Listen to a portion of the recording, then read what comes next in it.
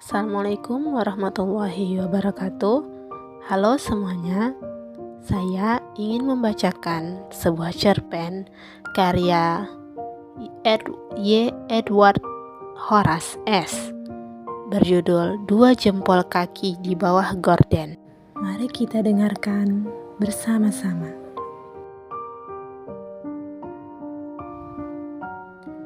Cerpen Dua Jempol Kaki di Bawah Gorden.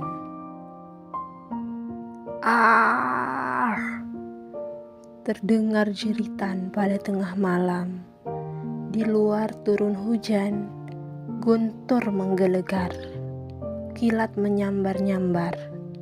Daun-daun pepohonan saling bersentuhan, membuat keributan bersama angin yang bertiup kencang seperti penanda ada sesuatu yang tidak beres terjadi. Sulepret terjaga dari tidur. Di depannya, seorang anak dengan bibir bergetar dan kaki gemetar duduk lemas di dekat pintu. Matanya memancarkan sorot ketakutan. "Ada apa, Nak? Ada apa?" Perempuan kecil itu tidak menjawab. Ia menundukkan kepala ke lantai, mengempitnya rapat-rapat dengan kedua kakinya. Sulepret mendekati dan menyentuhnya. Badannya basah, keringat bercucuran. "Ada penjahat, Pak." Kegemparan masih melanda desa itu. Para warga tidak bisa tidur dengan tenang. Penjagaan di pos keamanan semakin diperketat. Aturan jam malam terus diberlakukan. Orang-orang asing yang mencurigakan ditanyai macam-macam. Sudah 1 bulan warga hidup dalam ketakutan. Desa dengan penduduk berjumlah 150 orang itu kian hari kian berkurang jumlah penghuninya. Anak-anak satu persatu hilang entah kemananya. Semua berusia di bawah 6 tahun, belum sekolah. Salah satu ibu pernah melapor, matanya berkaca-kaca, pipinya basah terseduh-seduh. "Pak, anak saya, Pak, anak saya," katanya pada Sulepret. Banjir tangisnya semakin deras. "Kenapa, Bu?" "Anak saya belum pulang ke rumah, Pak, dari kemarin sore." Sebagai salah satu petugas keamanan di desa itu, dan karena mulai terbiasa dengan peristiwa itu, Sulepret mendengarnya dengan tenang. Ibu itu orang ke-10 yang terdata sebagai korban kehilangan. "Tolong, Pak, tolong temukan anak saya." Ibu itu tersungkur ke tanah.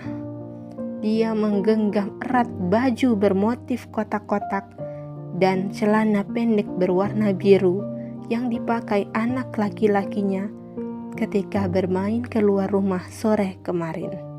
Pakaian itu dia temukan tergeletak di depan pintu rumahnya. "Anakku, kemana kau, Nak?" Suaranya lirih terdengar, pilu sekali. "Tenang, Bu, tenang. Kami pasti cari."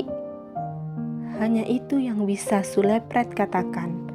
Dalam kurang waktu 1 bulan, kabar yang sama terus terdengar di telinga Sulepret. Sudah 15 anak hilang. Ada yang kakak beradik dari satu keluarga. "Pak, Bapak harus temukan penjahat bangsat itu," kata ibu lain pada suatu malam di pos penjagaan. Sepanjang jalan ibu itu meraung-raung. Tangisnya membangunkan warga. Tepat di depan ibu itu, Sulepret terdiam. Sulepret mengerjapkan mata berkali-kali, berharap matanya salah lihat. Tangan ibu itu membawa sepotong tangan. Tangan anaknya itu ditemukannya juga di depan pintu rumah. Daging dan kulit di ujung potongan itu tersayat begitu kasar. Urat-uratnya menjuntai keluar. Tangan itu meneteskan darah. Sulepret ternganga. Sulepret tidak menyangka kejahatan itu semakin keji. Betapa teganya mereka menyerang anak kecil. "Pak, Bapak harus cari pelakunya. Anak saya, Pak. Anak saya." Ibu itu tidak mampu melanjutkan bicaranya. Dia pingsan. Sebenarnya Sulepret bersama 10 orang warga penjaga desa sudah berkeliling setiap hari secara bergantian saat pagi, siang, bahkan tengah malam untuk menangkap penjahat biadab itu. Setiap orang ditanyai, hampir semua rumah warga digeledahi. Tidak ditemukan sama sekali bukti mencurigakan yang menunjukkan tanda-tanda seorang pembunuh atau penculik anak. Sampai sekarang, penjahat itu belum ditemukan. Sulepret hampir menyerah. Karena peristiwa itu semakin mengerikan, kepala desa mengumpulkan seluruh warga beserta anak-anak mereka di balai desa. Suatu siang, saat matahari mulai terik-teriknya, kepala desa mengumumkan peringatan. Bila ada orang tidak dikenal, jangan mau diajak kemana-mana. Kalau ada orang asing beri makanan, tolak mentah-mentah. Jangan pergi malam-malam. Bapak, ibu harus jaga anaknya. Jangan biarkan main sendirian. Kalau perlu, terus diawasi meskipun bersama teman. Begitu perintah kepala desa. Sulepret sebetulnya menaruh curiga pada Surimin. Sulepret dengar, sebagai orang pintar di desa itu, Surimin menjalankan ilmu hitam dengan mencari tumbal agar ruh yang dia punya mau menjalankan perintahnya. Kedua warga penjaga juga berpendapat sama. "Apa mungkin Surimin, Pak? Dia kan dukun. Pasti dia butuh tumbal." "Saya curiganya juga begitu, Pak. Bapak ingat, tinggal rumah Surimin yang belum kita geledah. Ayo kita ke sana, Pak." Malam itu, mereka bergegas menuju rumah Surimin. Surimin dikenal jarang keluar rumah. Rumahnya selalu gelap meskipun malam. Bau kemenyan tercium mulai teras rumahnya. Beberapa tengkorak manusia terpajang di ruang tamunya. "Surimin, keluar kau!" Seorang lelaki berjanggut putih dengan badan sedikit bungkuk membuka pintu. "Ada apa?" Sulepret dan kedua warga itu memaksa masuk sambil menutup hidung karena bau kemenyan begitu menyengat. Mereka mengubrak-abrik rumah Surimin. Dari ruang tamu, ruang tengah, hingga kamar belakang semua digeledah. Semua begitu gelap. Sulepret menyalakan senter. Hei, ada apa ini? Bapak-bapak tidak sopan," sergah Surimin. Dia merasa keberatan. Sulepret memeriksa tanpa izin. Sulepret masih saja sibuk menggeledah. "Saya sudah tidak main dukun lagi, Pak." Surimin duduk di kursi goyang di ruang tengah. Dia menyalakan sebatang rokok. "Bapak curi anak buat tumbal kan?" Sulepret menuduh. Hei, mana buktinya? Jangan asal tuduh begitu." Kedua warga itu berkumpul di ruang tengah. Mereka sedikit kecewa. Tidak ada bukti barang senjata tajam. Keris-keris pun tak ada. Sudah saya bilang, saya sudah tidak pakai ilmu hitam. Sulepret mengerutkan dahi. Dia berusaha percaya, tetapi agak sulit. Masih ada tanda tanya dalam benaknya. Sebagai warga, Surimin memang paling mencurigakan. Dia hanya keluar waktu tengah malam untuk mencari angin. Katanya, Surimin mengambil napas panjang. Setelah mengisap kencang-kencang rokoknya, dengan asap mengepul dari bibir dia berkata, "Kalau kalian mau cari penjahat itu, cepat! Sebelum dia kabur dari desa ini, saya hanya bisa bilang, penjahat itu laki-laki. Jangan-jangan kau pelakunya." Salah satu warga masih sulit percaya. Bukan. Menurut penerawangan saya, penjahat itu laki-laki. Dia masih berada di desa ini.